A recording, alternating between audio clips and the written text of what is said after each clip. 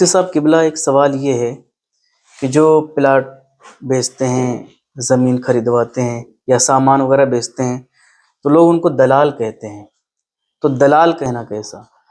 دیکھیے، دلال لفظ جو ہے وہ کمیشن ایجنٹ کو کہتے ہیں، یا ایک دوسرے کا سودا کرانے والے کو جو ہے وہ بروکر بھی کہتے ہیں، بہت سارے اس کے جملے آتے ہیں۔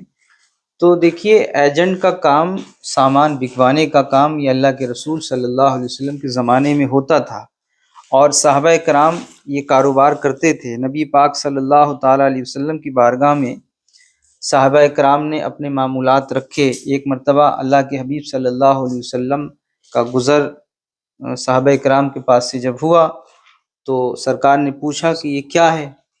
تو انہوں نے کہا کہ ہم لوگ سوداگر ہیں، یعنی سامان بچوانے کا کام کرتے ہیں۔ تو نبی پاک صلی اللہ تعالیٰ علیہ وسلم نے فرمایا کہ اچھے نام سے پکارو اس کاروبار کو۔ تو سرکار نے ان کو تاجر کا لقب دیا۔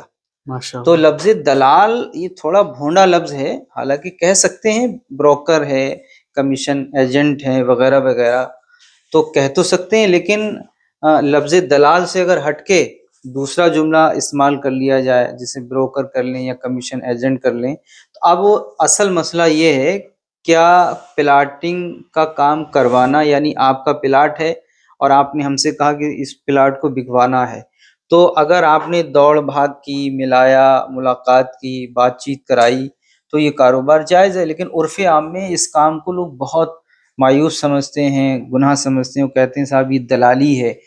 تو اگر جیسے میں کام نہیں کرتا ہوں، کوئی مجھ سے کہے کہ وہ فلاں زمین ہے، تھوڑا ہمیں دلوا دیجیے، تو ہم نے صرف فون کیا اور ان سے بات کرا دی، تو اب یہ ہمارا کاروبار نہیں ہے۔ لیکن جو لوگ باقاعدہ دوڑ بھاگ کرتے ہیں، جاتے ہیں، ملاقات کرتے ہیں، بلاتے ہیں، سودا کراتے ہیں، وقت اس میں خرچ کرتے ہیں، تو وہ اس کو جو 2% 3% جو بھی ان کا طے ہوتا ہے تو وہ لے سکتے ہیں۔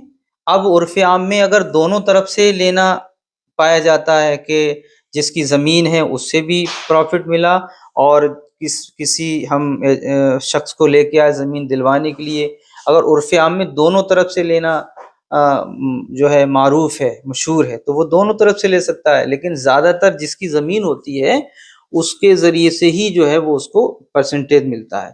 تو لفظ دلال کا جو ہے یہ بڑا ایک اہم مسئلہ ہے، لوگوں کی دل آزاری بھی ہوتی ہے۔ اگر کوئی محنت سے کام کرتا ہے، زمین کسی کی بکواتا ہے یا کار کسی کی بکواتا ہے، بشرط کہ جھوٹ کا استعمال نہ کیا جائے۔ یہ دھیان رکھیں، آخری جملہ یہ ہے کہ جھوٹ کا استعمال نہ کیا جائے۔ جو بھی کاروبار ہے وہ ایمانداری کے ساتھ کیا جائے۔ اگر آپ نے جھوٹ کا استعمال کیا تو آپ کا یہ کاروبار بالکل جائز نہیں ہوگا۔